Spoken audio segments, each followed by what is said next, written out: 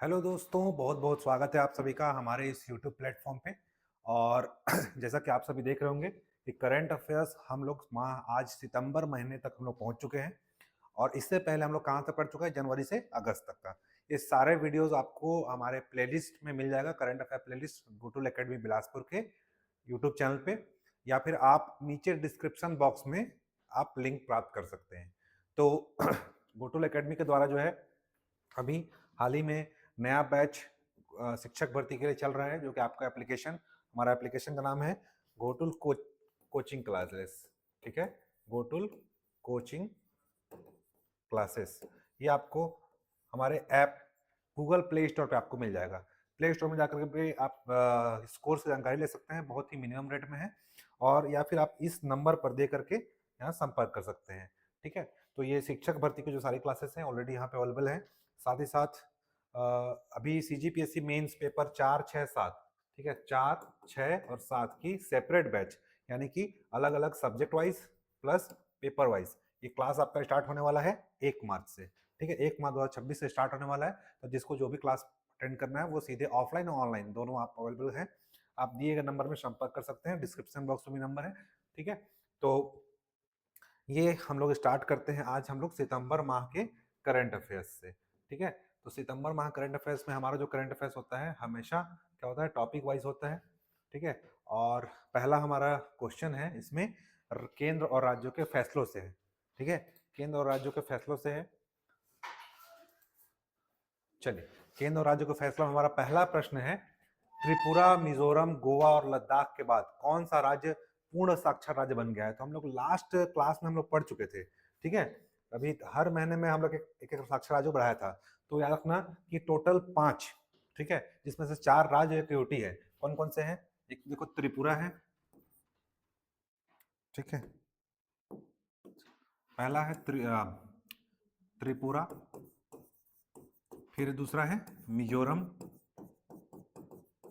ठीक है, तीसरा है गोवा, और चौथा अगर राज्य बोलेगा तो क्या लेंगे, हिमाचल प्रदेश।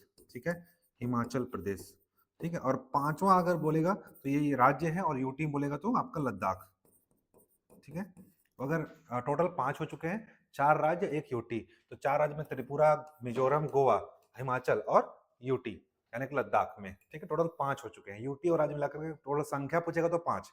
ठीक है, तो यही पूछा गया यहाँ पे कि त्रिपुरा, मिजोरम, गोवा और लद्दाख के बाद कौन सा राज्य पूर्ण साक्षर राज्य बन गया है। तो ये हो चुका है आपका कौन, हिमाचल प्रदेश। ठीक है, तो विश्व साक्षरता दिवस कब मनाया जाता है? हमेशा 8 सितंबर को मनाया जाता है। हिमाचल प्रदेश को पूर्ण साक्षर राज्य का दर्जा दिया गया। तो हम लोग इसमें पढ़े थे कि एक चल रहा है अभियान, कौन सा अभियान का नाम है, नव भारत, हाँ, उल्लास। ठीक है, नव भारत पूर्ण साक्षरता अभियान। इस अभियान के तहत अगर कोई भी राज्य की साक्षरता 95% होती है तो उसको पूर्ण साक्षर राज्य का दर्जा दे दिया जाता है। ठीक है, इसी के तहत इन चारों राज्य प्लस एक यूटी को पूर्ण साक्षर राज्य का दर्जा दे दिया गया है। तो पांचवा वैसा होने वाला कौन सा राज्य है, क्रम पूछ सकता है, तो कौन सा है, हिमाचल। पहला है त्रिपुरा, दूसरा मिजोरम, तीसरा गोवा, चौथा लद्दाख और पांचवा, ठीक है, क्रम से याद रखना, ये मिजोरम, गोवा, त्रिपुरा है। ठीक है, मिजोरम, गोवा, त्रिपुरा, ठीक है, उसके बाद लद्दाख, उसके बाद आपका हिमाचल प्रदेश, अगर क्रम ऐसा पूछा तो। ठीक है, तो इनमें से विशिष्ट क्लब में शामिल हो गया है। ठीक है, अब केवल 3 ऐसे राज्य हैं, त्रिपुरा, मिजोरम और गोवा, और एक आंध्र प्रदेश आपका है लद्दाख, मतलब टोटल 4 राज्य हैं और एक यूटी।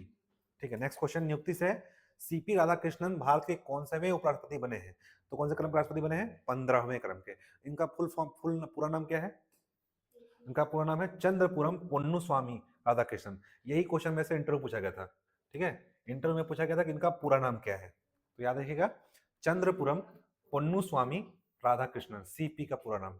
ठीक है, इंटरव्यू में से पूछ दिए थे, तो हो सकता है अगर एग्जाम पूछ दे तो ये, अगर भारत के कौन से क्रम राष्ट्रपति हैं, 15वें उपराष्ट्रपति, और उस 15वें राष्ट्रपति भी है ना, राष्ट्रपति उपराष्ट्रपति दोनों 15वें क्रम के हैं। ठीक है, इससे पहले कौन थे, जगदीप धनखड़। ठीक है, जगदीप धनखड़ ने क्या किया, अपना इस्तीफा दे दिया। ठीक है, तो इनको शपथ कौन दिलाया है, राष्ट्रपति। ठीक है, उपराष्ट्रपति चुनाव 9 सितंबर को हुआ था, और इनके विपक्ष में कौन थे, रेड्डी जी थे। ठीक है, विपक्षी उम्मीदवार सुदर्शन रेड्डी। ठीक है, इनको 452 वोट मिले थे। एग्जाम में उतना नहीं पूछता, विपक्षी का नाम पूछ सकता है। तो राधा कृष्णन ने 152 वोट के अंतर से जीता। ठीक है, चलिए, ये पहले अगर पूछ सकता है, इससे पहले क्वेश्चन बन सकता है, ये पहले कहाँ के राज्यपाल थे, तो इनको महाराष्ट्र के राज्यपाल थे, ठीक है। ये बनने से पहले राज्यपाल थे महाराष्ट्र के, ठीक। ओके, तो ये ऐसा क्वेश्चन आ सकता है, ये कूट में आ सकता है, देश के 15वें उपराष्ट्रपति हैं, ठीक है। ये बनने से पूर्व क्या थे, महाराष्ट्र राज्यपाल थे, ठीक है। इसके अलावा हरियाणा में क्या रह चुके हैं, हरियाणा में कुछ पद पर रह चुके हैं, तो ऐसा, हाँ सूर्यकांत है, सॉरी, ठीक। नेक्स्ट क्वेश्चन है, देश के 15वें उपराष्ट्रपति का चुनाव किसने जीता, कौन जीता है, सीपी राधाकृष्णन। पूर्ण फॉर्म क्या है, चंद्रपुरम पन्नू स्वामी राधाकृष्णन, ठीक है। 14वें उपराष्ट्रपति कौन थे, जगदीप धनखड़, ठीक है। उपराष्ट्रपति के चुनाव की प्रक्रिया पूछ सकता है उपराष्ट्रपति, सबसे इंपॉर्टेंट है। 67A में क्या बताया गया है, त्यागपत्र, और 67B में क्या बताया गया है, हटाने की प्रक्रिया, महाभियोग की प्रक्रिया बताई गई है, ठीक है। तो पहले बात तो आर्टिकल याद कर लेना, क्योंकि जगदीप धनखड़ ने क्या दिया है, त्यागपत्र दिया है, ठीक है। तो इनका त्यागपत्र किसे दिया है, 67A से, ठीक है। 67B में क्या बताया गया है, प्रक्रिया बताई गई है, हटाने की प्रक्रिया, ठीक है। महाभियोग शब्द केवल किस लिए प्रयोग किया जाता है, राष्ट्रपति के लिए, बाकी सबके लिए विशेष प्रक्रिया, ठीक है। एक भी याद रखना संविधान में। तो इनके निर्वाचन मंडल में कौन होते हैं, राज्यसभा, लोकसभा, ठीक है। इन दोनों के निर्वाचित प्लस मनोनीत, ठीक है। अभी क्वेश्चन आया था, कहाँ पे आया था, अभी आपका हाईकोर्ट का एग्जाम हुआ था ना संडे को, उसमें क्वेश्चन दिया हुआ था। पहला दिया था लोकसभा के निर्वाचित सदस्य, राज्यसभा निर्वाचित, निर्वाचित प्लस मनोनीत, कुल सदस्य, ऐसे अलग अलग तरह से लिखेगा। तो इन सबको क्या बोलते हैं, इन दोनों को क्या बोलते हैं, कुल सदस्य लिख रहा था एग्जाम में, कुल सदस्य। कुल सदस्य का मतलब भी क्या होता है, निर्वाचित प्लस मनोनीत, इसमें विधानमंडल शामिल नहीं होते, ठीक है। तो विधानसभा कोई भूमिका नहीं होती, राष्ट्रपति चुनाव के विपरीत है ऐसा, ठीक है। तो जो याद रखना, एक क्वेश्चन ये भी बन सकता है कि राष्ट्रपति का जो महाभियोग मंडल होता है, ठीक है, महाभियोग मंडल, वो किसका निर्वाचन मंडल बनाता है, उपराष्ट्रपति का निर्वाचन मंडल होता है। तो राष्ट्रपति का जो महाभियोग मंडल होता है, वो उपराष्ट्रपति क्या होता है, निर्वाचन मंडल। तो ऐसे कूट के प्रश्न आजकल आ रहे हैं, ठीक है। थोड़ा डिटेल में अध्ययन करना पड़ेगा, बाकी ये आपका करंट अफेयर किससे जुड़ जाता है, स्टैटिक जीके से, ठीक है। मतदान की प्रक्रिया क्या होगी, एकल संक्रमणीय मत प्रणाली, यानी कि सिंगल ट्रांसफरेबल वोट सिस्टम, और अनुपातिक पद्धति प्रणाली, ट्रांसफर प्रोपोर्शनल रिप्रेजेंटेशन सिस्टम का आधार पर होता है। चुनाव क्या होता है, गुप्त मत पत्र आधार पर होता है, ठीक है। योग्यता क्या होना चाहिए, भारत का नागरिक होना चाहिए, 35 वर्ष की आयु होनी चाहिए उसको, ठीक है। और राज्यसभा सदस्य बनने की पात्रता होनी चाहिए, इतना बस बोला गया है, ठीक है। कार्यकाल तो जानते हैं कितना होता है, राष्ट्रपति कार्यकाल 5 वर्ष, उपराष्ट्रपति कार्यकाल कितना होता है, उसका ही पार्क, बाकी सबका कितना होता है, 6 साल, याद रखना है, ठीक है। उपराष्ट्रपति को छोड़कर बाकी सबका कार्यकाल 6 साल, ठीक है। नेक्स्ट, केंद्र सरकार ने देश का नया लेखा महानियंत्रक, controller general of account, CGA not CAG, ठीक है, हाँ हाँ, सी जी ए है, नॉट सी ए जी, ठीक है। तो ये सीजीए कौन बनी है आपके, टीसीए कल्याणी। जब कोई पहला बनता है ना, तो उसको पूछा जाता है, ठीक है। सीएजी की सहायता के लिए होते हैं सीजीए, तो याद रखिएगा इसका कौन बना है, टीसीए कल्याणी, याद रहेगा, देश का नया महालेखा नियंत्रक। भारत सरकार द्वारा एक महत्वपूर्ण अधिकारी होता है जो वित्त मंत्रालय के व्यय विभाग के तहत काम करता है, अगर इस काम पूछे तो। ये लेखा मामलों पर केंद्र सरकार का प्रधान सलाहकार होता है, प्रिंसिपल एडवाइजर, अकाउंटिंग ऑफिसर है समझ लो, ठीक है। नेक्स्ट क्वेश्चन है डिफेंस से, भारत ने पहली बार रेल आधारित मोबाइल मेगाबाइल लिख दिया, मोबाइल लॉन्चर प्रणाली से किस मिसाइल का परीक्षण किया, जिसे भारतीय चुनिंदा देशों की श्रेणी में आ गया, तो रेल से लॉन्च किए हैं, और ऐसा कौन किया है, हम लोग अग्नि प्राइम, ठीक है। उस मिसाइल का नाम क्या है, अग्नि प्राइम, अग्नि का एडवांस वर्जन है अग्नि प्राइम। तो रेल आधारित मोबाइल लॉन्चर, रेल से हम लोग लॉन्च किए। नेक्स्ट क्वेश्चन है, इंपॉर्टेंट है, अग्नि प्राइम, तीनों सेनाओं यानी कि थल सेना, नौसेना, वायुसेना के बेहतर तालमेल एकीकरण के लिए पहली बार कितने संयुक्त सैन्य स्टेशन स्थापित करने का निर्णय लिया गया है, तो ऐसा है 3, क्योंकि 3 ही है, थल सेना, नौसेना और वायुसेना, तो तीनों को तालमेल करने के लिए 3 संयुक्त सैन्य स्टेशन स्थापित करेंगे। आपके लिए क्वेश्चन बन जाता है कि इनके प्रमुख कौन है, ठीक है। थल सेना कौन है, ठीक है, थल, जल और वायु, थल, जल सेना और वायु सेना, ठीक है। वायु में अमर हो जाओ, बढ़ाया था अमरप्रीत सिंह, ठीक है। जल में कौन है, दिनेश दिनेश त्रिपाठी, ठीक है। और थल में गए उपेंद्र द्विवेदी, उपेंद्र द्विवेदी। अब मुझे ये बताइए कि भारत के सीडीएस कौन है, इन सब के जो ऊपर होते हैं, कौन है, अनिल सिंह चौहान, अनिल चौहान, ठीक है, अनिल चौहान, तो याद रखिएगा, ठीक है, तो ये थल सल वायु कभी कभार पूछ सकता है। भारतीय सेना ने पंजाब, हिमाचल प्रदेश और जम्मू कश्मीर में बाढ़ में फंसे लोगों के निकालने के लिए कौन सा अभियान चलाया? मोस्ट इंपोर्टेंट क्वेश्चन है। ठीक है, ये चलाया ऑपरेशन राहत। ठीक है, ऑपरेशन ब्रह्मा किसने चलाया था? म्यांमार में जो भूकंप आया था उसके लिए।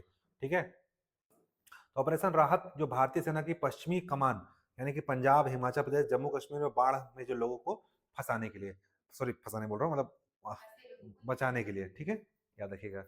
अगला क्वेश्चन, किस पश्चिमी देश ने फिर से अपने रक्षा विभाग यानी मंत्रालय का नाम बदलकर युद्ध विभाग कर दिया? तो ऐसा है यूएसए। ठीक है, यूएसए हाल ही में बहुत चर्चित रहा है, तो यूएसए से कुछ भी एग्जाम में क्वेश्चन आ सकते हैं, क्योंकि यूएसए का बहुत ही अभी पूरे वर्ल्ड में जियो पॉलिटिक्स में नाम आ रहा है, हर जगह पे वही आ जा रहे हैं अपने आप को वाहवाही बदलने के। तो युद्ध विभाग का नाम, मतलब वित्त, अपने डिफेंस विभाग का नाम क्या चेंज कर दिए? युद्ध विभाग। अमेरिकी राष्ट्रपति डोनाल्ड ट्रंप ने 6 सितंबर को रक्षा विभाग, डिपार्टमेंट ऑफ डिफेंस का नाम कर दिया डिपार्टमेंट ऑफ वॉर। ठीक है, पेंटागन उनका जो ऑफिशियल साइट है, ठीक है, किसका? रक्षा विभाग का। तो एक भी क्वेश्चन पूछता है कंप्यूटर में, ठीक है, जब आप साइंस टेक्नोलॉजी पढ़ोगे तो पूछेगा कि उनके जो रक्षा विभाग का जो ऑफिशियल साइट है उसका नाम क्या है? पेंटागन। तो पेंटागन की ऑफिशियल साइट का नाम क्या कर दिया गया है? defense.gov से क्या चेंज कर दिए? war.gov कर दिए हैं। तो ये भी क्वेश्चन बन सकता है अलग से कि उसका वेबसाइट का नाम क्या है? war.gov कर दिए हैं। रक्षा सचिव पीट हेगसेथ, वहां का रक्षा सचिव कौन है? इनका नाम याद रखना। ठीक है, कभी कभार ये चर्चे में आ सकते हैं क्योंकि अभी ज्यादा चर्चे में है। पीट हेगसेथ के दफ्तर और पद का नाम सेक्रेटरी ऑफ वॉर कर दिया गया है, सबका नाम चेंज कर दिया है। नोट, अमेरिका में डिपार्टमेंट के सेक्रेटरी का दर्जा भारत में मंत्रालयों के मंत्री के बराबर होता है, मतलब जो कैबिनेट मिनिस्टर होते हैं वैसे वहां क्या होते हैं? सेक्रेटरी होते हैं। तो इसका नाम याद रखना, पीट हेगसेथ। तो पीट दिया किसको? वॉर में, वॉर नाम है। ठीक है, डिफेंस ऑफ वॉर, वॉर में किसको पीटे हैं? कौन है वो? रक्षा सचिव, उसका नाम क्या है? Pete Hegseth. याद रहेगा, पीट हेगसेथ, याद रहे। नेक्स्ट, अगला क्वेश्चन है आर्थिक से। विदेश व्यापार महानिदेशालय डीजीएफटी ने भारत के विभिन्न मुक्त व्यापार समझौतों के दुरुपयोग का रोकने के लिए स्पष्ट रूप से अधिकृत किए बिना प्रकार के आभूषणों का आयात निर्यात पर सितंबर 2025 में प्रतिबंध लगा दिया। तो कौन से विदेश व्यापार निदेशालय ने किस आभूषण पर प्रतिबंध लगाया? तो ये है आपका चांदी का। ठीक है, क्योंकि चांदी का और सोने का भी क्या है? रेट बहुत ज्यादा हाई हो गया है। ठीक है, वेनेजुएला के संकट के बाद, तो इसका दुरुपयोग रोकने के लिए ऐसा सरकार ने प्रतिबंध लगाया है चांदी का। ठीक है, तो याद रखिएगा, विभिन्न मुक्त व्यापार समझौता भारत और कई देशों के बीच क्या हुआ है? मुक्त व्यापार समझौता होता है, इसको बोलते हैं फ्री ट्रेड एग्रीमेंट, एफटीए। ठीक है, जैसे हम लोग किसको देकर रखे हैं? Singapore, Mauritius. ठीक है, ऐसे इन सबको क्या देते हैं हम लोग? टैक्स हेवन नेशन देकर रखे हैं। ठीक है, क्या है? अच्छा, ठीक है, कमेंट, कमेंट में अच्छा लिख रहे हैं। चलिए, तो चांदी के व्यापार पर प्रतिबंध लगाया। ठीक है हम लोग। नेक्स्ट क्वेश्चन है, वित्त वर्ष 2025-26 की तिमाही यानी कि अप्रैल से जून में भारत की जीडीपी विकास दर कितनी रही है? तो भारत का जो जीडीपी है हर ना क्वार्टरली आता है, 4 क्वार्टर होते हैं, हर 3-3 महीने में क्या आता है? एक ग्रोथ रेट आता है, और उसको मिला करके एवरेज ग्रोथ रेट आता है कि साल भर में कितना हमारा ग्रोथ हुआ। ठीक है, तो हमारा जो ग्रोथ रेट है पहली तिमाही यानी कि अप्रैल से जून में कितना है? 7.8 है। ठीक है, 7.8 है। जीडीपी ग्रोथ रेट आंकड़े कौन जारी किया? तो एनएसओ। ठीक है, एनएसओ कौन है? राष्ट्रीय सांख्यिकी कार्यालय। एनएसएसओ और सीएसओ को मिला करके क्या बना दिया गया अभी वर्तमान में? एनएसओ बना दिया गया है। ठीक है, तो एनएसओ ने जारी किए हैं। 2025-26 में जीडीपी ग्रोथ रेट देख लेते हैं। पहली तिमाही में कितना रहा है? 7.8। ठीक है, ग्रोथ रेट। भारत का जीडीपी ग्रोथ रेट टोटल कितना है? 6.4 वर्तमान में, जब जो बजट पेश किया गया। आरबीआई ने बोला है कि 6.5 रहेगा इस साल का उम्मीद। ठीक है, वैसे हमारा 6.4 है ग्रोथ रेट 2025-26 का। ठीक है, ऐसा ग्रोथ रेट क्यों हुआ? 7.8, मैन्युफैक्चरिंग, सर्विस, एग्रीकल्चर सेक्टर में बेहतर परफॉर्मेंस हमारा रहा जीडीपी का। ठीक है, मैन्युफैक्चरिंग मतलब जितने कार वार बनते हैं, ठीक है, जितने भी मैन्युफैक्चरर्स होते हैं, इन सब में, सर्विसेज में, एग्रीकल्चर में जीडीपी ग्रोथ रेट की वजह से यह उछाल आया। तो ऐसे भी क्वेश्चन पूछ देता है ना, किस किस की वजह से हुआ? तो सर्विस की वजह से, एग्रीकल्चर सामान की वजह से और मैन्युफैक्चरिंग की वजह से। मुद्रास्फीति को भी इसका एक वजह माना जा सकता है, या ग्रोथ रेट उम्मीद से ज्यादा है मुद्रास्फीति या इन्फ्लेशन। आरबीआई ने कितना उम्मीद किया है? 6.5, लेकिन हमारा कितना हो गया? 7.8। ठीक है, वर्तमान में दुनिया की चौथी सबसे बड़ी हम लोग क्या है? अर्थव्यवस्था है। ठीक है, अमेरिका, चीन, जर्मनी के बाद इंडिया। हम 2027 तक हम लोग इसको जर्मनी को पीछे छोड़ देंगे, ठीक है। भारत 2027 तक सफल घरेलू उत्पाद यानी कि अभी हमारा 4.26 है ट्रिलियन डॉलर, जो हम लोग 5 ट्रिलियन डॉलर का जो हमारा पहुंचने का अनुमान है और हम लोग पूरा कर लेंगे, ठीक है। 2028 तक हम लोग जर्मनी से आगे निकल जाएंगे, लेकिन हमारा जो 2027 ही लक्ष्य है। अभी इस बार का जो पेपर में आया था कि 2027 लक्ष्य रखे हम लोग 5 ट्रिलियन डॉलर इकोनॉमी पहुंचने का। हमारा 4.26 ट्रिलियन डॉलर हो चुका है, ठीक है। 4.2 भी आ जाए तो चलेगा, ठीक है। 2028 तक हम लोग जर्मनी से आगे निकल जाएंगे, है ना। लेकिन इस बार अभी नया और अपडेट कर लें, 2027 तक हम निकल जाएंगे। 28 लक्ष्य रखें, 27 हम लोग संशोधित करके अभी अब पेपर में आया था 27 तक हम निकल जाएंगे। 2030 तक भारत 7.3 ट्रिलियन डॉलर अमेरिकी डॉलर के अनुमानित सकल घरेलू उत्पाद के साथ दुनिया के तीसरी सबसे बड़ी अर्थव्यवस्था बन जाएगा। और इसके बाद जब 2030 तक हम लोग इतना हो जाएंगे तो हमको पछाड़ने के लिए समय लगेगा थोड़ा, ठीक है। क्योंकि लोग अभी जितना है सब पॉइंट पॉइंट में है, 4.2 4.1 है ना, ऐसा है। जब हम लोग 7.3 तक पहुंच जाएंगे तो हमको पछाड़ने में लगभग 50 साल लग जाएगा लोगों को, ठीक है। धीरे धीरे क्या होगा, भारत ग्रोथ करेगा, 7.3 हो जाएंगे हम लोग कब तक, 2030 तक। अभी ये 4.2 है, ठीक है। 5 ट्रिलियन डॉलर की अर्थव्यवस्था कब बनेंगे हम लोग, 27 तक। 28 लक्ष्य है हमारा, 27 तक हम लोग कर लेंगे कंप्लीट, ऐसा बोला जा रहा है। जीएसटी काउंसिल की कौन सी भी मीटिंग में काउंसिल की मीटिंग में कौन से वे दो मुख्य टैक्स स्लैब तय किए गए, ठीक है। जीएसटी काउंसिल में आप देखना, जीएसटी में क्या रहे हैं, नेक्स्ट जनरेशन सुधार किए गए हैं। केवल 5% और 18% ही जीएसटी है।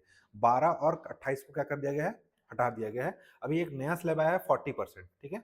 5 और 18 इसके अलावा एक और टैक्स स्लैब होगा 40%, जो लग्जरियस गुड्स पे होगा। लग्जरियस सामान जैसे कि कार वार खरीदोगे, नॉर्मल कार पे नहीं है, जो लग्जरी कार है मांगने वाले उन पे होगा। इसके अलावा तंबाकू, जो सिगरेट बीड़ी पीते होंगे उन लोग के लिए, ठीक है, उन पर क्या किया है, 40% जीएसटी लगा दिया गया है, तंबाकू बीड़ी पीने वाले के लिए।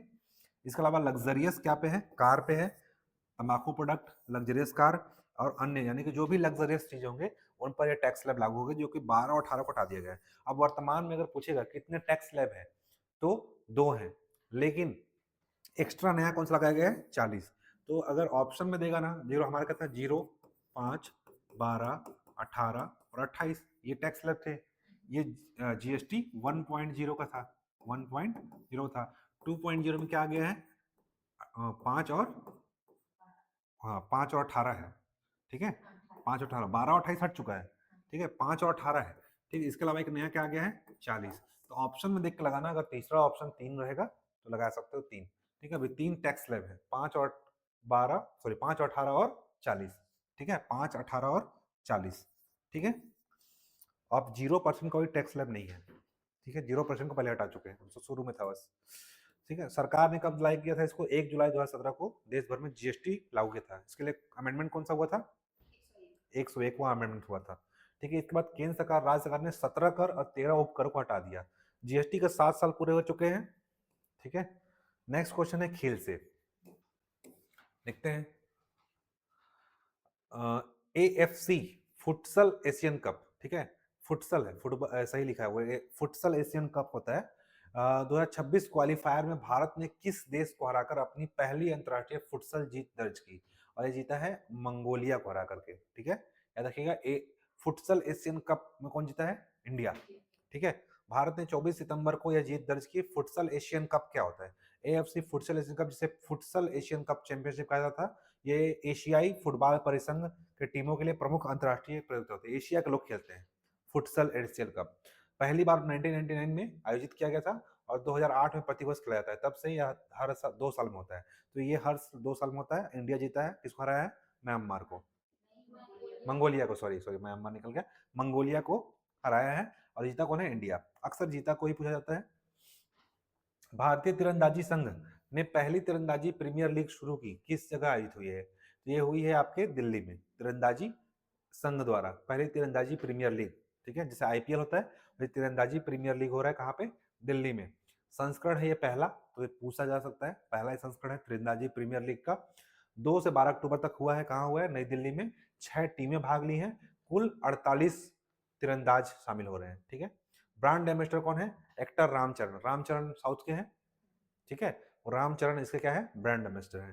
तीरंदाजी संघ के अध्यक्ष कौन है, अर्जुन मुंडा, ठीक है, केंद्रीय मंत्री हैं जनजातीय मामलों के, ठीक है। तो इनका नाम याद रखना, जनजातीय मामलों के कैबिनेट मंत्री कौन है, अर्जुन मुंडा। और यही तीरंदाजी संघ के क्या है, अध्यक्ष भी है।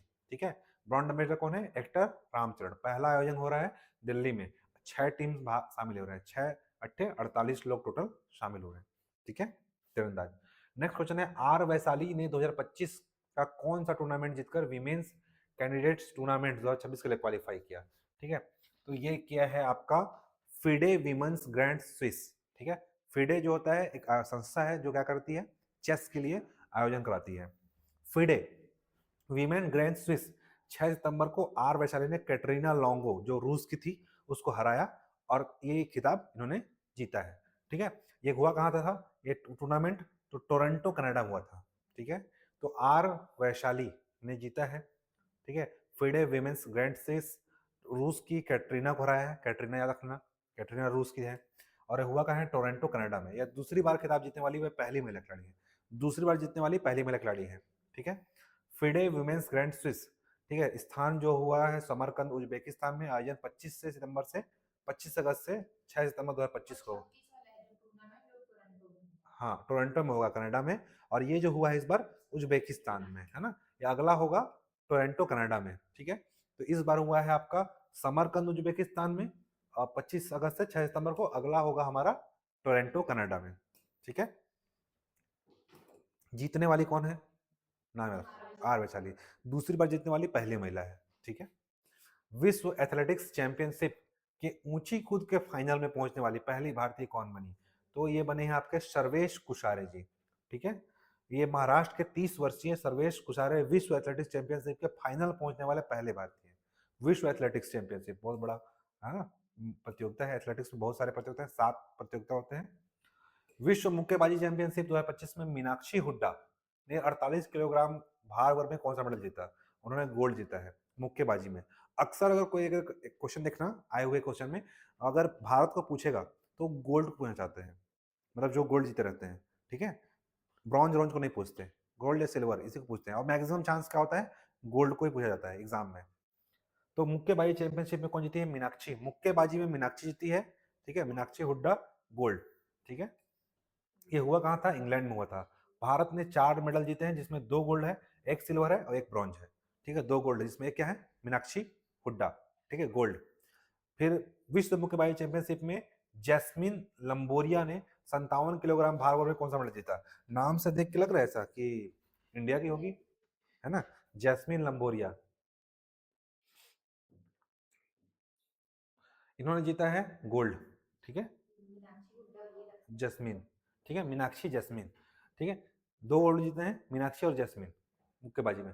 चीन में आयोजित, नेक्स्ट क्वेश्चन है, चीन में आयोजित विश्व कप में भारतीय खिलाड़ी ईशा सिंह ने महिलाओं की 10 मीटर एयर पिस्टल में कौन सा मेडल जीता। पहली बात रखना कि ईशा सिंह क्या खेलती है, पिस्टल। ठीक है, ठीक है, एयर पिस्टल, और ये कौन जीती है, गोल्ड। बोला ना कि मैक्सिमम चांसेस क्या होते हैं कि गोल्ड क्वेश्चन पूछा जाता है। ठीक है, एग्जाम में।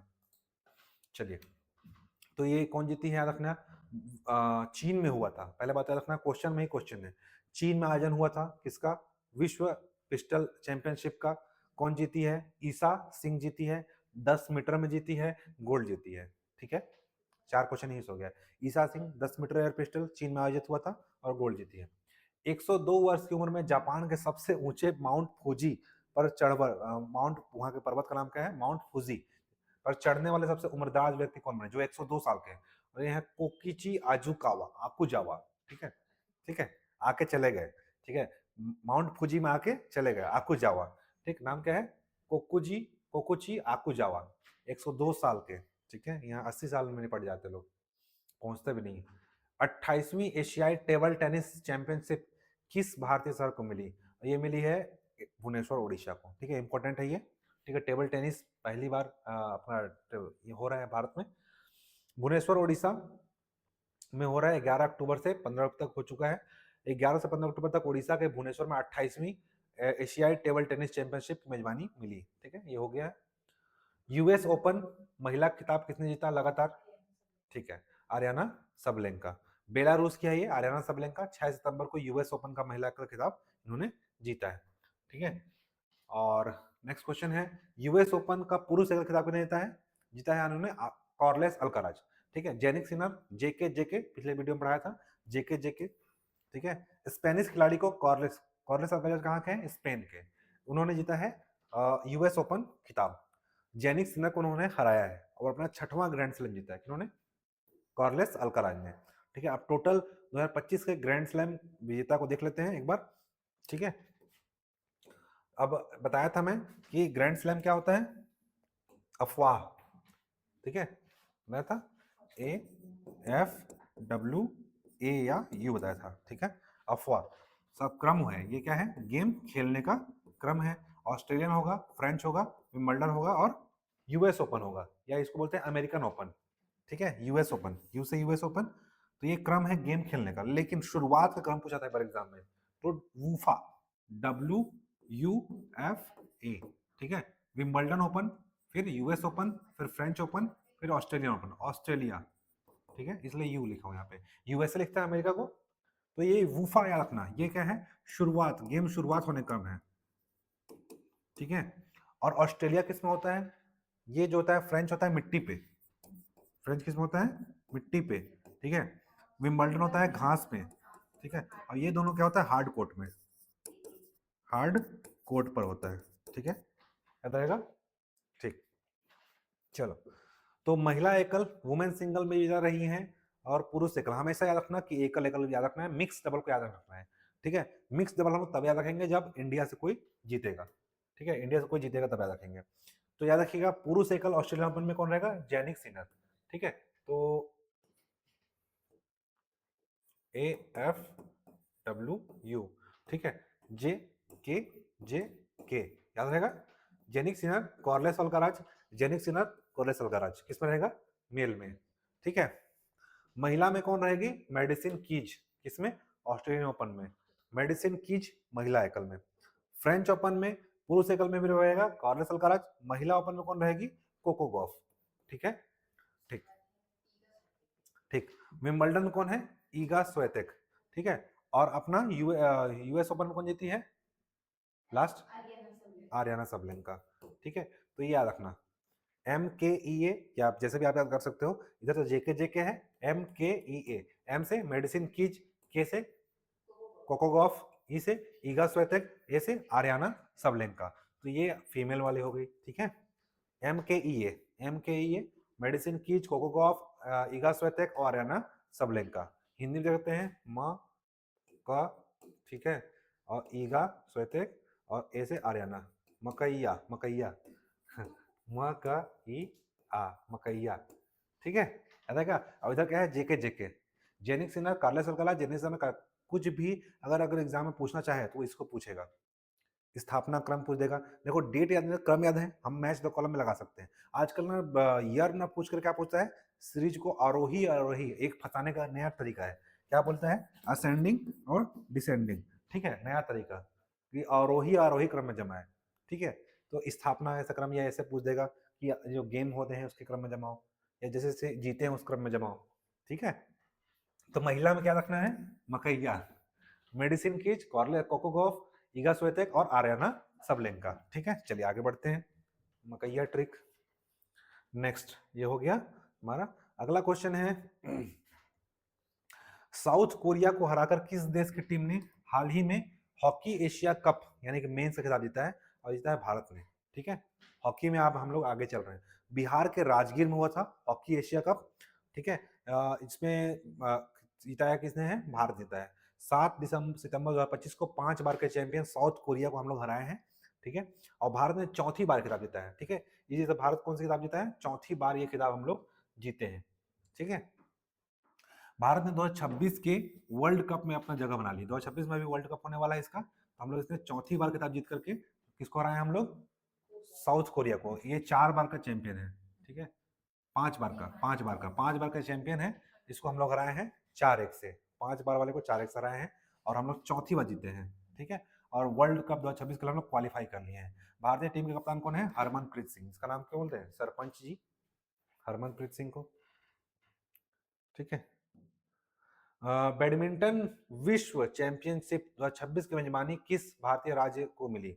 तो बैडमिंटन विश्व चैंपियनशिप को मिला है दिल्ली को। ठीक है, बैडमिंटन विश्व चैंपियनशिप होने वाला है। ठीक है, विक चली गया, वो विश्व चैंपियनशिप है। बैडमिंटन विश्व चैंपियनशिप की मेजबानी मिली है दिल्ली को, ठीक है। और हॉकी वाला कहाँ था, बिहार के राजगीर में हुआ था, ठीक है। यह टूर्नामेंट अगस्त 2026 में आयोजित हो चुका है। 17 साल बाद भारत में मिला है इसको बैडमिंटन विश्व चैंपियनशिप। इसको आयोजित कौन कराता है, बैडमिंटन वर्ल्ड फेडरेशन, ठीक है। पेरिस घोषणा पेरिस 2025 के ओलंपिक में हुई थी। इससे पहले भारत में 2009 में हैदराबाद में हुआ है। तो 17 साल बाद हो रहा है बैडमिंटन वर्ल्ड चैंपियनशिप। और कहाँ हुआ है, दिल्ली में, ठीक है, हो चुका है, क्योंकि हम लोग सितंबर पढ़ रहे हैं ना अब।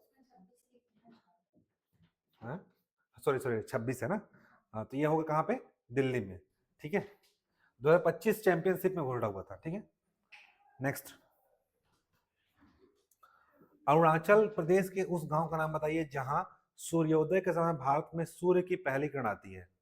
इस गांव में सनराइज फेस्टिवल आयोजित होता है। तो याद रखना, सबसे पहले सूर्य कहाँ उगता है, अरुणाचल में, ठीक है। इसको बोलते हैं उगते सूरज वाला राज्य, ठीक है। तो यहाँ पे क्या मनाया जाता है, सनराइज फेस्टिवल। और ये कहाँ होता है, डोंग गांव, अरुणाचल प्रदेश का गांव का नाम है डोंग गांव। वहां पास उगते सूरज का फेस्टिवल मनाया जाता है, ठीक है। तो सूर्य की पहली किरण आती है कहाँ पे, डोंग गांव में, ठीक है। नेक्स्ट क्वेश्चन है आपका पुस्तक लेखक से, और इसमें पहला क्वेश्चन है, किस लेखक को अपनी संस्मरण पुस्तक Mother Mary comes to me का विमोचन सितंबर 2025 में किया है। और यह है अरुंधति राय, इंपॉर्टेंट है अरुंधति राय। तो इनका मदर बुक का नाम क्या है, Mother Mary comes to me. Next question है अवार्ड से, दादा साहब फाल्के पुरस्कार 2023 के विजेता का नाम बताइए जिन्हें अवार्ड मिला। नाम है मोहनलाल, ठीक है। मोहनलाल जी को क्या मिला है, दादा साहब फाल्के अवार्ड। अगर आपको फिल्म में कोई अवार्ड पढ़ना है, बताया था कि फिल्म फेयर अवार्ड पढ़ना है और क्या पढ़ना है, दादा साहब फाल्के पढ़ना है। बाकी पढ़ने के लिए बहुत सारे हैं, ठीक है।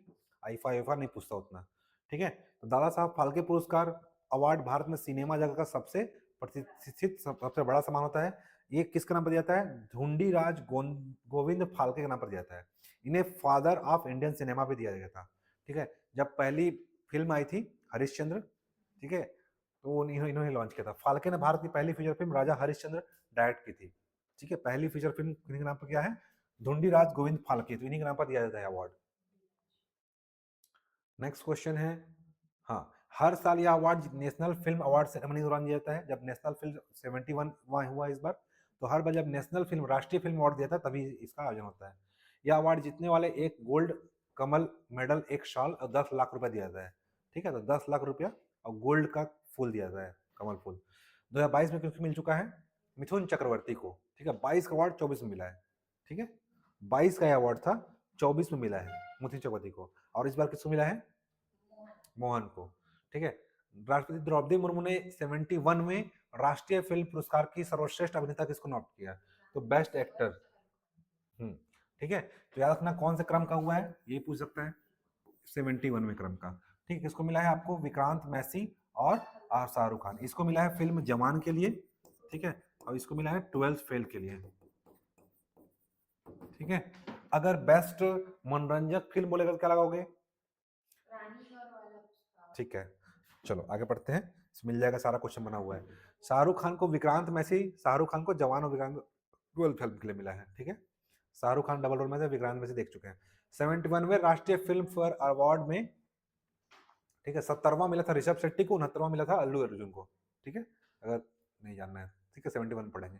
71 में किसको अभिनेत्री मिला, रानी मुखर्जी को, ठीक है, ठीक है। आओ, मिस्टर चटर्जी वर्सेस नॉर्वे, ठीक है। इसके हाँ, रानी मुखर्जी को किसको मिला है, मिस्टर चटर्जी वर्सेस नॉर्वे के लिए। 71वें राष्ट्रीय फिल्म फेयर अवार्ड में किस फिल्म को सर्वश्रेष्ठ फिल्म मिला, तो ये मिला है आपके, हाँ, फीचर फिल्म बोलेगा तो 12th फेल, फीचर फिल्म बोलेगा तो 12th फेल के मिला है। और मनोरंजक फिल्म बोलेगा तो क्या लगाओगे, मनोरंजक में लगाना कटहल ए जैकफ्रूट बिस्ट्री, ठीक है।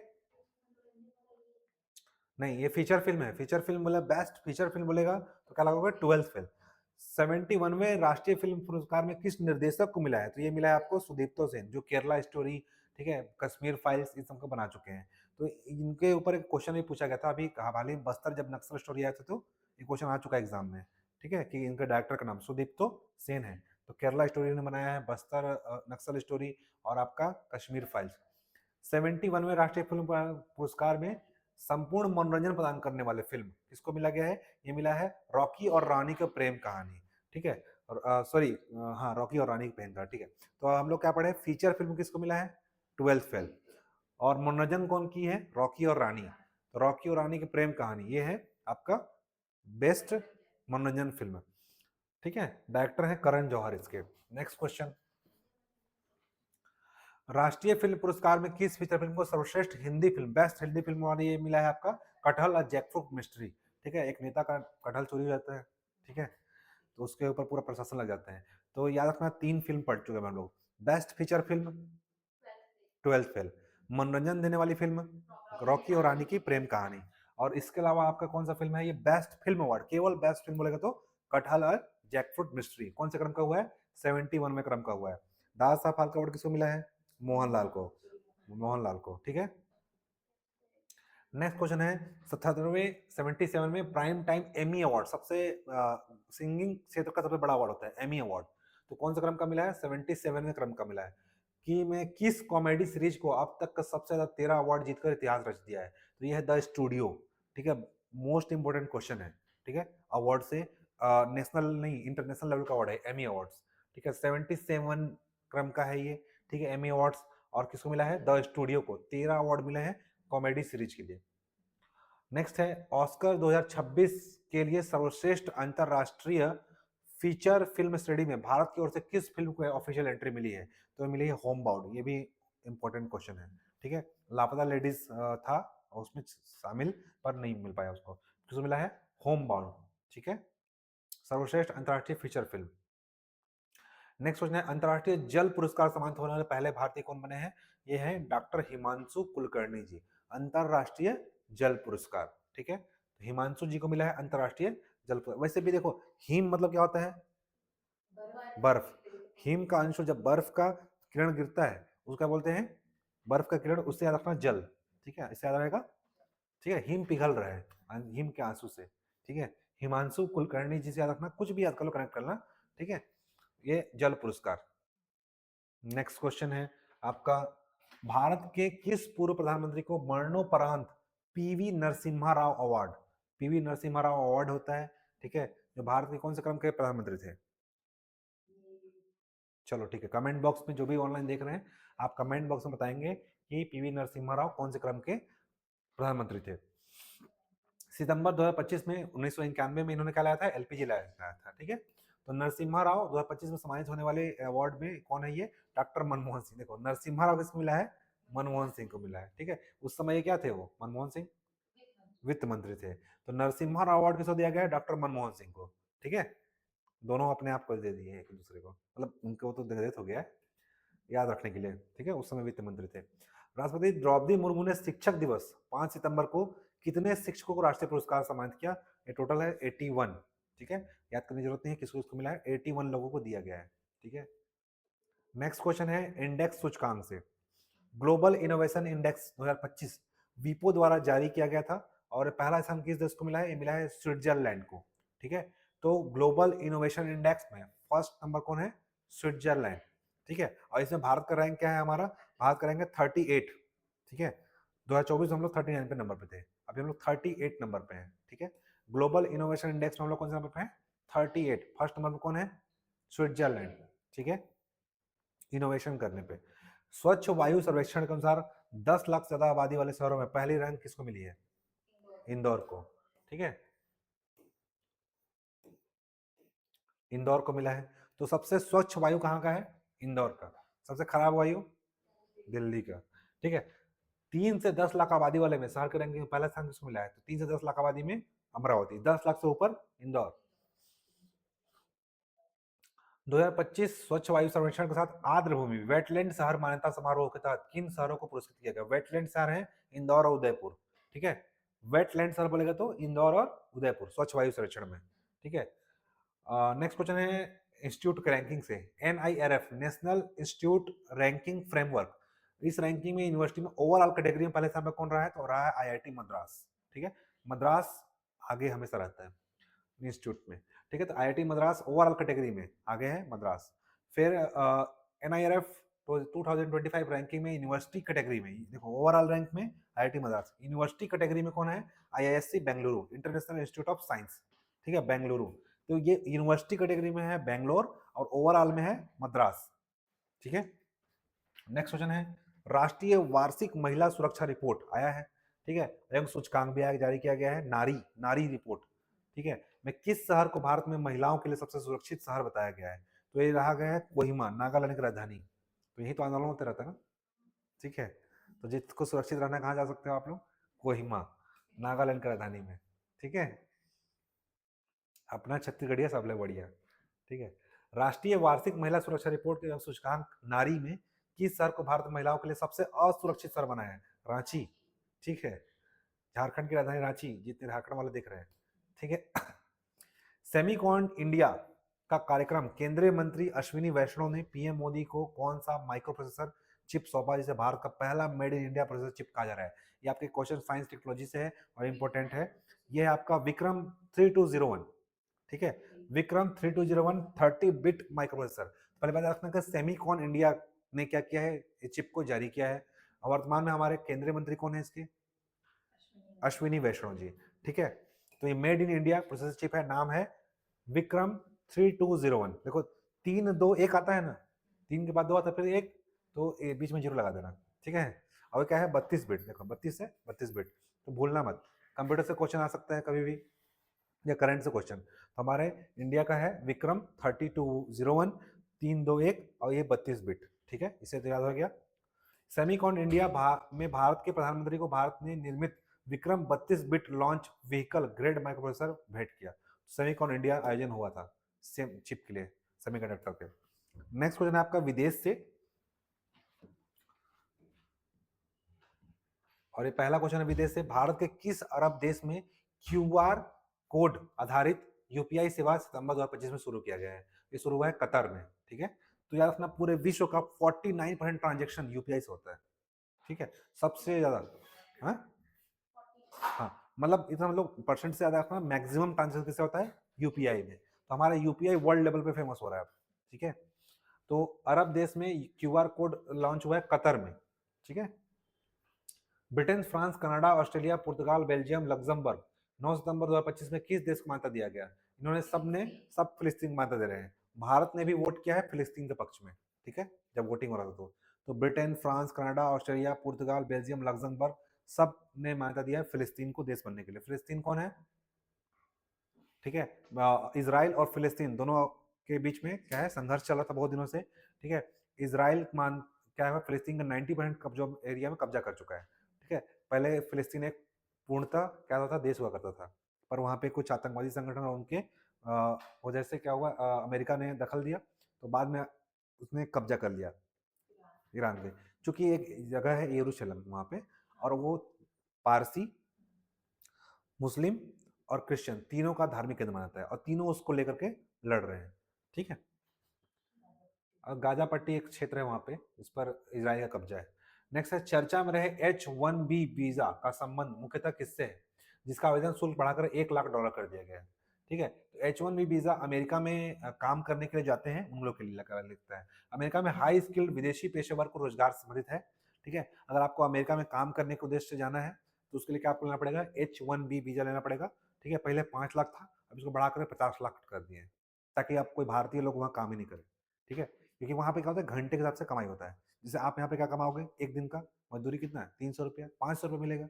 वहाँ एक घंटे का मजदूरी कितना है, $10 $20, ठीक है। तो आप एक घंटे में लगभग $1 का रेट है 90 रुपया, ठीक है।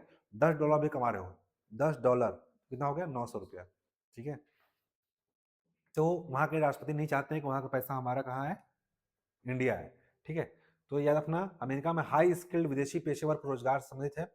H1B वीजा एक गैर अप्रवासी नॉन इमिग्रेंट वीजा है, जो अमेरिकी कंपनियों को टेक्नोलॉजी, जहां पे टेक्नोलॉजी में काम करते हैं, इंजीनियरिंग में काम करते हैं, जो उच्च लेवल पे काम करते हैं, है ना, चिकित्सा जैसे विदेशी क्षेत्र में उच्च कौशल हाईली स्किल्ड पेशेवर को नियुक्त करने की अनुमति देता है।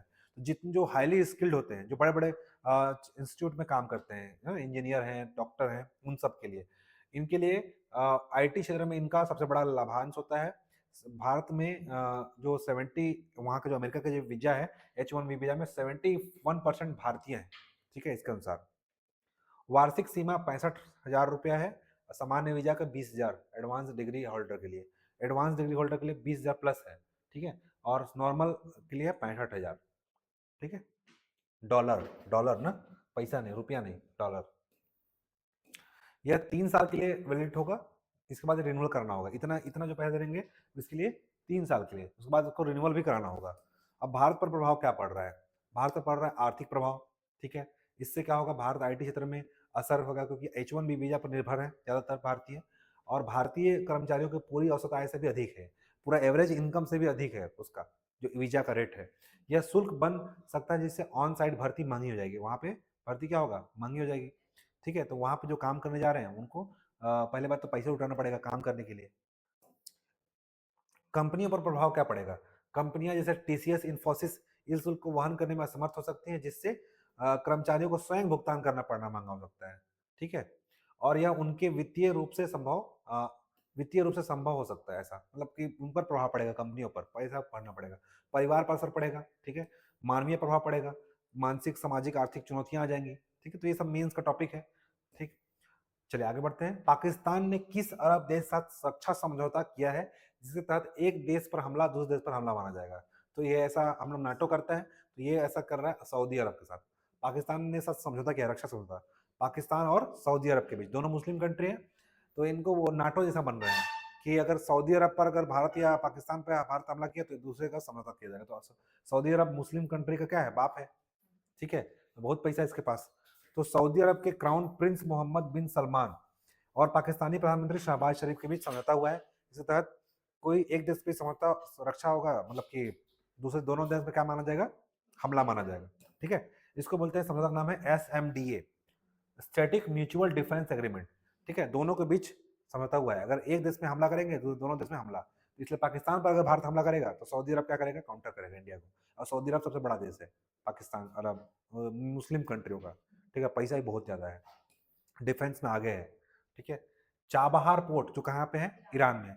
चाबहार पोर्ट भारत के लिए क्यों महत्वपूर्ण माना जा रहा है, जिस पर अमेरिका ने अपनी प्रतिबंध छूट को सितंबर 2025 में खत्म कर दिया, ठीक है।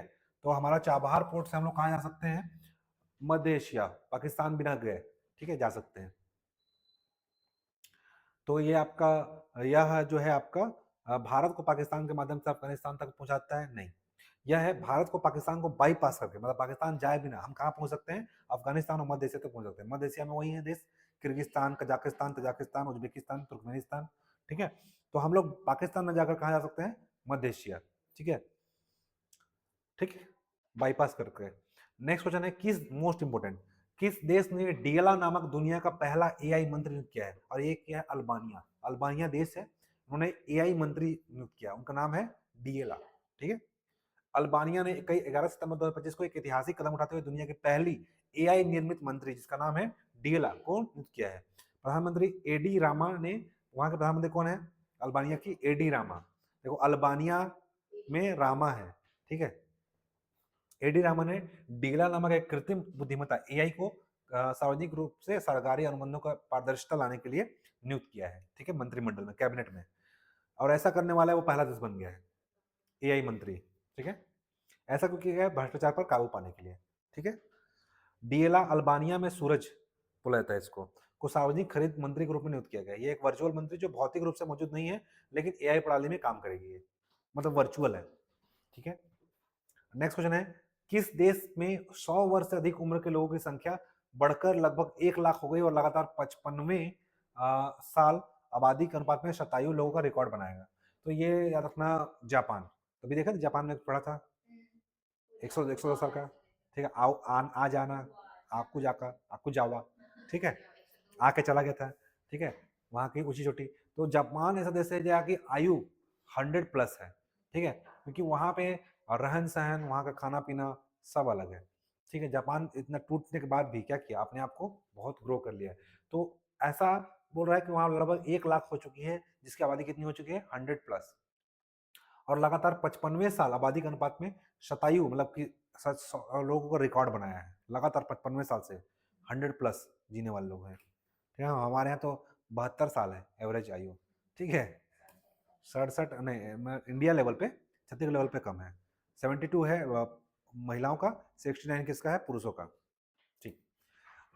जैन जी द्वारा नेपाल में तख्ता पलट के बाद अंतरिम और पहली प्रधानमंत्री कौन बनी है, सुशीला कार्की, ठीक है, सुशीला कार्की।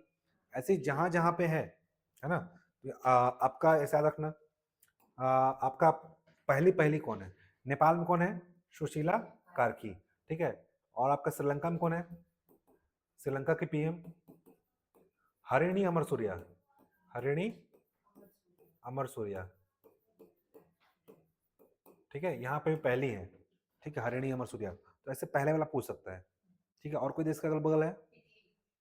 इटली का नहीं, इंडिया के आसपास, ठीक है। तो इंडिया के आसपास अगर कोई मंत्री बनी है जो पहली है पीएम, तो उसको याद कर लेना, ठीक है। फ्रांसीसी राष्ट्रपति ने सितंबर में किसको फ्रांस का नया प्रधानमंत्री नियुक्त किया है?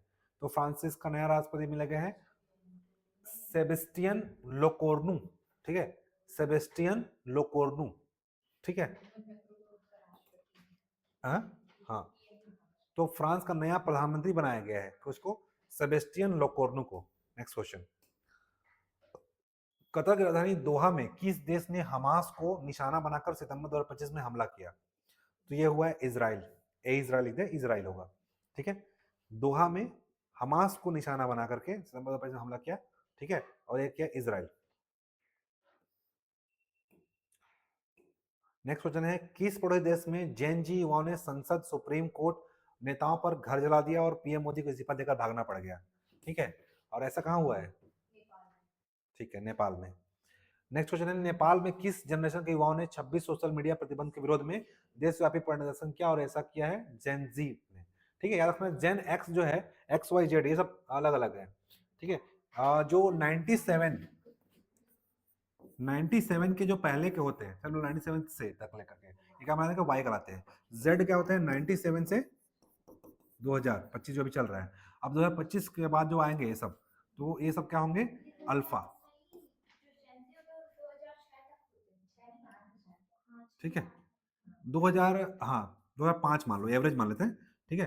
2005, तो 97 2005 तक के जो है बच्चे, ये क्या आते हैं, जेन जेड में आते हैं, ठीक है। इसके बाद जेन अल्फा, क्योंकि एआई से रिलेटेड आते हैं, ठीक है। अगला जनरेशन क्या होगा, एआई से रिलेटेड होगा, ठीक है। जेन एक्स जो है 1980 के दशक वाले हैं, ठीक है।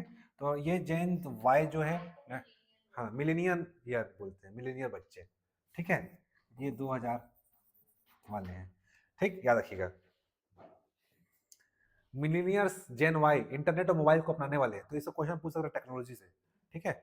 मिलीनियर्स जेन वाई को बोलते हैं इंटरनेट और मोबाइल को अपनाने वाली पहली पीढ़ी है। जब इंटरनेट आया था, जब कार्ड को घिस के क्या करते थे, डालते थे, रिचार्ज करते थे, ठीक है, वो टेक्नोलॉजी हम लोग हैं, ठीक है। जेन जेड जो आप लोग हो, पूरी तरह स्मार्टफोन सोशल मीडिया से जुड़े रहने वाले। जब हम लोग बचपन में क्या होता था, खेलते थे ना, तो वो वाला मोबाइल मिलता था सस्ता वाला, जिसमें खाली गाना बजता था, खिलौना, ठीक है। आजकल के बच्चे क्या करते हैं, सीधे मोबाइल मिल रहे हैं। पहले के बच्चे क्या करते थे, मिलीनियर्स जेन एक्स क्या करते थे, हाथ से मोबाइल हेलो ऐसा करते थे खेलने समय। जब जेन वाई आए तो क्या उनके साथ में 25-30 रुपए वाला या 50 रुपए वाला जो खिलौना था ऐसे खोलने वाला, टांग के गले में, हेलो हेलो, ठीक है। जब जेन जेड आए तब क्या करते थे इन लोग, जेन जेड वाले सीधे मोबाइल से खेलते हैं। आजकल जैसे हम लोग क्या करते थे, मोबाइल खिलौना वाला मोबाइल था, ठीक है। जेन जेड आया तो इनके पास क्या हो गया, और जेन जेड, उसको बोलते हैं जेन जेड जो है, इसको जी बोला जाता है फ्रांसीसी भाषा में। तो जेन जेड जब आए तो इन लोग क्या सीधे मोबाइल से खेलने लगे। अब जो आ रहे हैं वो सीधे मोबाइल नहीं, सीधे क्या करेंगे, अल्फा वाले एआई यूज करेंगे, ठीक है। आर्टिफिशियल इंटेलिजेंस और वर्चुअल टेक्नोलॉजी। अब उनके सामने क्या आएगा, वर्चुअल मम्मी आ जाएगी, ठीक है, खाना खिलाने के लिए। अभी क्या है, सिर्फ क्या है, ये आ रहा है, गेम्स आ रहा है या रील्स आ रहे हैं, देखते हैं ना बच्चे लोग बिना खाना खाते हैं। तो याद रखना ये है मिलनियस जेन वाई, जिसका जन्म क्या होता है 1981 से 1996 के बीच हुआ है। वह इंटरनेट का उदय, कंप्यूटर, मोबाइल शुरुआती दौर के हैं, जैसे हम लोग हैं, ठीक है। इसमें आते हैं, क्या है जेन जेड, ठीक है, जिसको जेन जी बोला जा रहा है। आमतौर पर 1997 से 2012 तक कुछ विद्वान 1995 से 2010 तक मानते हैं, इनके बीच जन्म लोग को जेन जेड या जेन जी बोला जाता है, ठीक है। यह पहली पीढ़ी जो पूरी तरह से इंटरनेट, स्मार्टफोन को सोशल मीडिया दौर में बड़ी हुई है, देखते देखते, ठीक है। रील्स देखते देखते क्या किया, खाना खाए। अक्सर पहले डिजिटल नेटिव यानी डिजिटल रूप से मूल निवासी पीढ़ी के रूप में बताया जाता था, जो इंटरनेट, स्मार्टफोन, सोशल मीडिया के साथ बड़े हुए हैं, उनको बुलाता है जेन जेड, जो इंटरनेट के देख के खाना खाए हैं, इंटरनेट के साथ रहे हैं, इंटरनेट के साथ सोए हैं, ठीक है। जिनका जन्म 2013 से 2025 के बीच में हुआ है।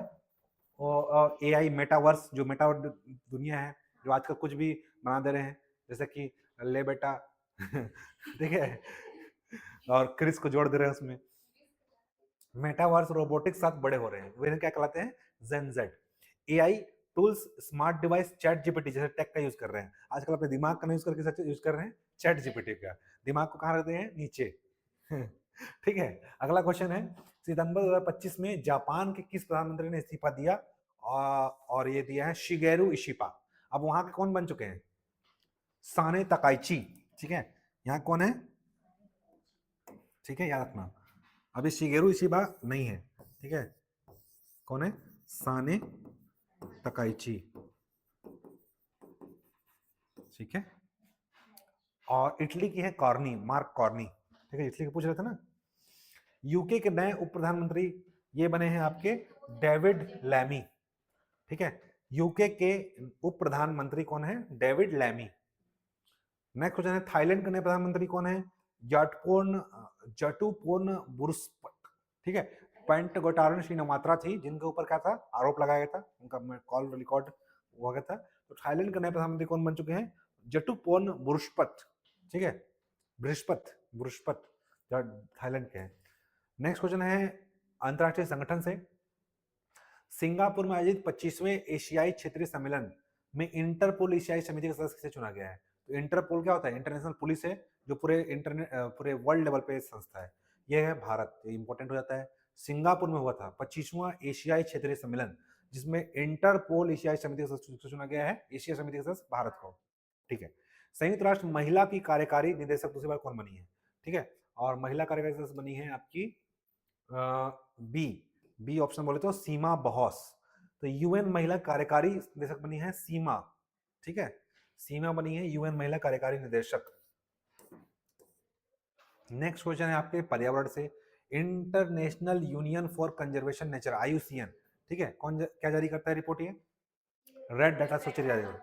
ठीक है, रेड डाटा रिपोर्ट जारी करती है ने किस खाड़ी क्षेत्र में भारत के पहले डुगोंग संरक्षण रिजर्व, ठीक है, मान्यता देने के प्रस्ताव को औपचारिक रूप से अपनाया है। डुगोंग संरक्षण कहाँ पे है, आपके पाक खाड़ी में। ठीक है, तो पहले बात याद रखना कि डुगोंग संरक्षण क्षेत्र कहाँ है, ये पाक की खाड़ी में। ठीक है, और पाक खाड़ी कहाँ आता है, तमिलनाडु और श्रीलंका के बीच में। भारत का पहला गिद्ध संरक्षण पोर्टल इंपोर्टेंट है, किस राज्य में लॉन्च किया गया, और किया है असम में। ठीक है, आपका असम पहला राज्य है जहां पे आपका 8वीं वेतन आयोग गठित करने वाला। ठीक है, 8वां वेतन आयोग, हाँ 8वां वेतन आयोग गठित करना पहला राज्य बन चुका है असम। और याद रखना, गिद्ध संरक्षण पोर्टल लॉन्च किया गया है असम में। ठीक है, गिद्ध जो है डिक्लोफिनॉक एक दवा होता है जिसकी वजह से उनका क्या होता है, संरक्षण कम हो जा रहा है। ठीक है, याद रखना। और गिद्ध को जटायु बुलाया था ना, जटायु, तो जटायु वाला एक तो संरक्षण केंद्र पहले वहां पे खुल चुका है, तो पोर्टल लॉन्च किया ना, संरक्षण केंद्र यूपी में खुला हुआ है, कोई जगह है मुझे याद नहीं आ रहा है अभी। ठीक है, तो आयोजित किया जाएगा हर साल सितंबर के पहले शनिवार को होगा, इस बार 6 सितंबर को मनाया गया है। ठीक है, गिद्ध जागरूकता कार्यक्रम। ठीक है, तो ये इस बार बनाया है 6 सितंबर को। नेक्स्ट क्वेश्चन है, किस राज्य के सभी जिलों में अगस्त सितंबर 2025 में बाढ़ आ गई, जिसके बाद 1988 के बाद सबसे भयानक बाढ़ बताया पंजाब में। ठीक है, सबसे भयानक बाढ़ हुआ, जिसके लिए कौन सा अभियान चलाया हम लोग, राहत, मदद चलाया ना, क्या लगा, राहत। किस पड़ोसी देश में अगस्त व सितंबर 2025 में 6.0 तीव्रता का भूकंप आया, और इसके बाद 5 तीव्रता का भूकंप आया, जिससे 14,000 से ज्यादा लोग क्या हो गए, लोगों की मौत हो गई, और ऐसा हुआ अफगानिस्तान में। इससे पहले हमारा कहाँ, म्यांमार में आया था ना, हम लोग ऑपरेशन क्या चलाए थे, ब्रह्मा। ठीक है, तो पड़ोसी देश में कहाँ आया है, अफगानिस्तान में। पहले 6 पॉइंट का आया, उसके बाद 5.2 का आया। यूनेस्को ने किस देश के पंचगनी और महाबलेश्वर स्थित डेक्कन ट्रैप्स को वर्ल्ड हेरिटेज के अस्थायी सूची में शामिल किया, तो ये महाराष्ट्र में। ठीक है, ठीक है, पंचगनी और महाबलेश्वर वहां क्या है, ठीक है, पंचगनी और महाबलेश्वर क्या है, ये वहां क्या है, यहाँ पे पर्यटन क्षेत्र है। ठीक है, वो तो है ही है, हाँ, ठीक है। यूनेस्को ने किस राज्य में स्थित सेंट मेरी आइलैंड क्लस्टर का भू वैज्ञानिक धरोहर को वर्ल्ड हेरिटेज सूची में शामिल किया गया है, और यह हुआ है कर्नाटक में। ठीक है, सेंट मेरी आइलैंड, पहले बात क्वेश्चन पूछ सकता है, सेंट मेरी आइलैंड कहाँ पे है, तो ये कहाँ है, कर्नाटक में, फॉरेन मत मार देना। ठीक है, सेंट मेरी आइलैंड कहाँ पे है, कर्नाटक में है। उसको भू वैज्ञानिक धरोहर के रूप में हेरिटेज सूची में शामिल किया गया है। यूनेस्को ने नागा हिल्स, नाम से स्पष्ट है, तो नागा हिल्स कहाँ होगा, नागालैंड में। नागा हिल ऑफियोलाइट को वर्ल्ड हेरिटेज की अस्थायी सूची में शामिल किया गया है, यह इंडिया और किस टेक्नोलॉजी प्लेट के टकराव से हुए थे, तो ये हुए थे आपका म्यांमार बर्मा प्लेट के टकराव से, ठीक है। तो जो नागा हिल्स को जो शामिल किया गया है एसआईओजे में, इंडिया और म्यांमार बर्मा प्लेट के टेक्टोनिक प्लेट के टकराव से उत्पन्न हुए थे, ठीक है, सबूत है उसके। नेक्स्ट हमारा टॉपिक है दिवस, इस तरह हमारा करंट अफेयर यहाँ पे समाप्त हो जाएगा। राष्ट्रीय पोषण सप्ताह हर साल 1 से 7 सितंबर को मनाया जाता है, पोषण सप्ताह, ठीक है। इसके लिए थीम है बेहतर जीवन के लिए सही खाएं, ठीक है, कुछ भी ना खाएं। विश्व नारियल दिवस 2 सितंबर को मनाया जाता है, ठीक है। नेक्स्ट क्वेश्चन है राष्ट्रीय शिक्षक दिवस हर साल 5 सितंबर को मनाया जाता है, सर्वपल्ली राधाकृष्णन के जन्म दिवस के अवसर पर। अगला क्वेश्चन है साक्षरता दिवस 8 सितंबर को मनाया जाता है, इंपॉर्टेंट है, डिजिटल युग में साक्षरता को बढ़ावा देना, ये अपना थीम है। लोकतंत्र दिवस 15 सितंबर को मनाया जाता है। हिंदी दिवस मेरे बर्थडे के दिन मनाया जाता है, ठीक है, 14 सितंबर को। और गेंडा दिवस 22 सितंबर को, ठीक है। गेंडा परियोजना कब लागू हुआ था? 87 में, ठीक है। चलिए इसी के साथ, हाँ हाँ 92 है हाथी, ठीक है। तो इसी के साथ हमारा जो है करंट अफेयर्स का जो क्लास है यहाँ पे खत्म हुआ, और मिलते हैं हम लोग नेक्स्ट क्लास में साथ। कौन सा क्लास होगा? सितंबर के बाद अक्टूबर, ठीक है। तब तक के लिए स्वस्थ रहिए, मस्त रहिए, गुड नाइट सभी को, गुड नाइट।